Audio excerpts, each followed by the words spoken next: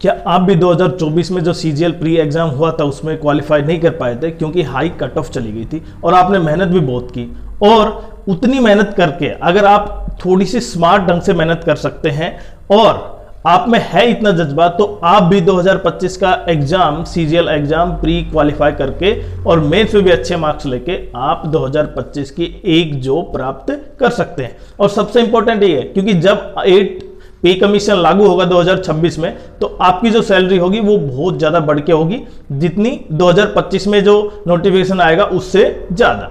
तो ये वीडियो बहुत इंपॉर्टेंट होने वाला है जो 2024 मेंस में बैठे थे लेकिन उनके इतने मार्क्स नहीं आ पाए कि वो कट ऑफ में शामिल होंगे, तो उनको भी ये पता है कि 2025 ही उनका मेन टारगेट होगा।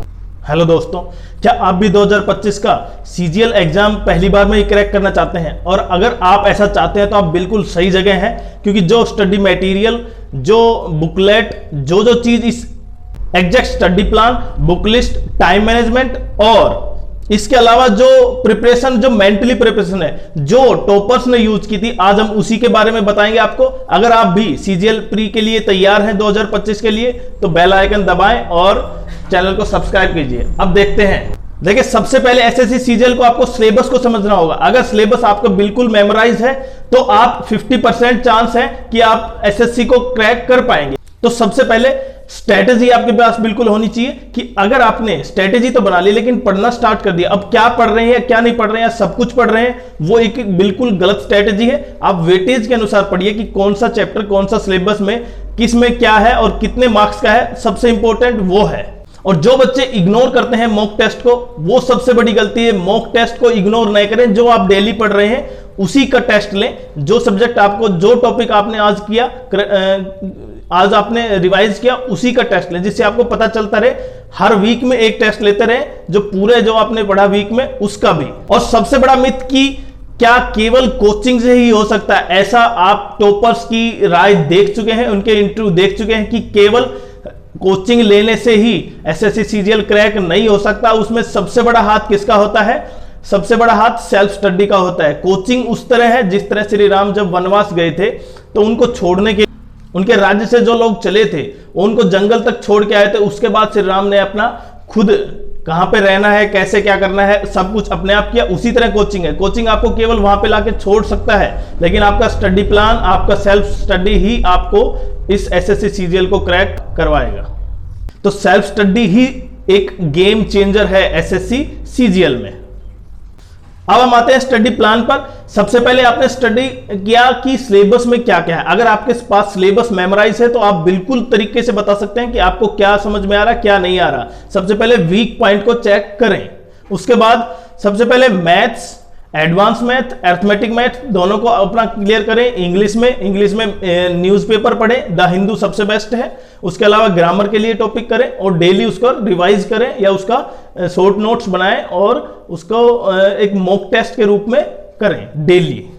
रीजनिंग बैंकिंग लेवल की करें जिससे आप अच्छे ढंग से कर पाए। और जीके में मैंने बताया ना, एनसीईआरटी को एक बार फॉलो करें। एनसीईआरटी के जो नोट्स हैं वो कहीं से प्राप्त हो सकते हैं तो करें, नहीं तो अगर नहीं प्राप्त हो रहे तो आप अपनी खुद एनसीईआरटी बुक्स को रिवाइज करें। उसके बाद एक पूरा प्लान बनाएं कि आपको कैसे, किस टॉपिक से ज्यादा क्वेश्चन आ रहे हैं पिछले सालों के अनुसार से। इसका सबसे मेन इंपॉर्टेंट है कि मैथ्स, इंग्लिश, जीके और रीजनिंग में इस तरह पढ़े कि मैथ्स,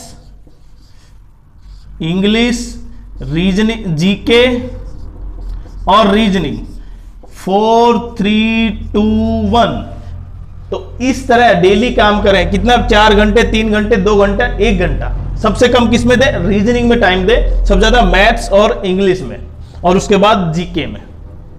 सबसे इंपॉर्टेंट देखिए क्या है, ये नहीं कि पढ़ना आप आज पढ़ लिया आपने और 4 दिन नहीं पढ़े उसके बाद आपने पढ़ना स्टार्ट किया। तो सबसे इंपॉर्टेंट ये है कि आप डेली पढ़ें, रूटीन से पढ़ें और डेली मॉक दें। क्योंकि अगर आपने डेली का जो रूटीन तोड़ दिया तो इसका मतलब आप कहीं ना कहीं बीच से खिसक गए हैं और उसके बाद आप उस लाइन पर नहीं जा रहे हैं एग्जैक्ट। तो सबसे इंपॉर्टेंट है, और मॉक जरूर दें क्योंकि मॉक से आपको पता चलता रहेगी आप कहां, किस लेवल पर स्टैंड कर रहे हैं। और खासकर मैंने बताया ना, मॉक आप उस सिचुएशन में भी दे, अलग अलग सिचुएशन में दे कि मॉक कभी घर पे दे, कभी लाइब्रेरी में दे या कभी ऐसी जगह पर दे जहां पे थोड़ा सा डिस्टरबेंस है।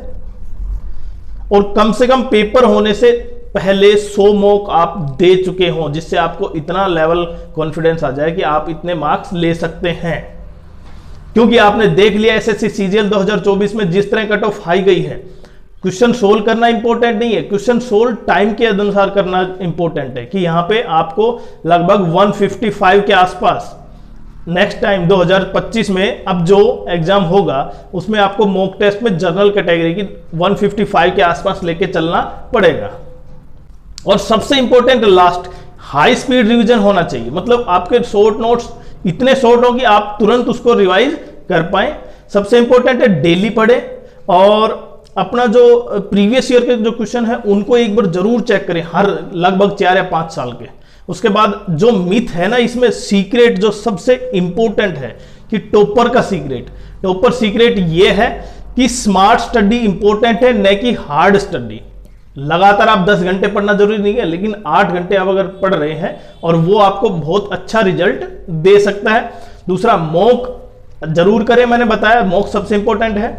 अवॉइड कोचिंग, कोचिंग पर डिपेंड होना बंद करें, क्योंकि अगर केवल आप कोचिंग पर डिपेंड करेंगे तो फिर वही क्या हो जाएगा, बिल्कुल एक गलत हो जाएगा। क्योंकि आपको सेल्फ स्टडी सबसे इंपॉर्टेंट, सेल्फ स्टडी आपको 80% के आसपास आपको एसएससी सीजीएल क्रैक में हेल्प करेगी, जबकि 20% केवल कोचिंग करेगी।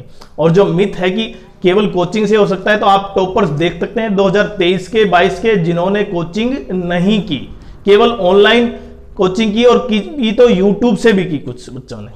तो सबसे पहले इंपॉर्टेंट है कि आप किस तरह सेल्फ स्टडी करते हैं। तो अब आपको वीडियो कैसा लगा कमेंट्स जरूर करिए, और सबसे इंपॉर्टेंट ये कि आपके लिए 2025 का एसएससी सीजीएल में क्या चैलेंज सबसे बड़ा है, तो कमेंट जरूर करें।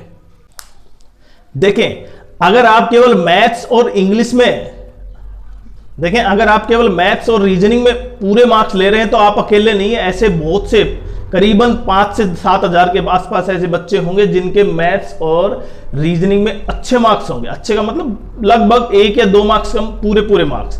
लेकिन आपको 5 और 10 से भी कम उसमें आना है, तो इसलिए आपको इंग्लिश में भी अच्छे मार्क्स लेने पड़ेंगे, जिससे कि आप उन 1000 की कैटेगरी से हटकर आप केवल 100 के आसपास कैटेगरी में आए। तो आपके लिए 3 चीज जो सबसे इंपॉर्टेंट है, रीजनिंग, मैथ्स और इंग्लिश, इन तीनों में आपके लगभग 95% अगर मार्क्स हैं तो आप जीएस में थोड़ा रिले कर सकते हैं, थोड़ा सा। क्यों? क्योंकि जीके में केवल 50%, 45 के आसपास अगर आपके मार्क्स सही है तब भी आप बिल्कुल 100% सिक्योर हैं। और सबसे इंपॉर्टेंट ये है कि एसएससी सीजीएल में प्री और मेंस में सब जो सिलेबस है वो बिल्कुल डिफरेंस है थोड़ा सा, जिसमें 2 या 3 चैप्टर एक्स्ट्रा है मेंस में, बाकी यूं का यूं है। तो जिन बच्चों का 2024 में सीजीएल प्री क्वालिफाई नहीं हुआ वो, और जो बच्चे 2024 में जिनका मेंस अच्छे नंबर नहीं आ पाएंगे, वो फाइनल में सिलेक्शन नहीं हो पाएगा, और वो जो पहले से सिलेक्टेड हैं, तो ये कंपटीशन बड़ा टफ होने वाला है आपके लिए। तो इस कंपटीशन के लिए आप तैयार रहिए और कमेंट्स कर जरूर करिए कि आपको 2025 में जो सीजीएल के लिए सबसे ज्यादा चैलेंजिंग पॉइंट क्या लगता है।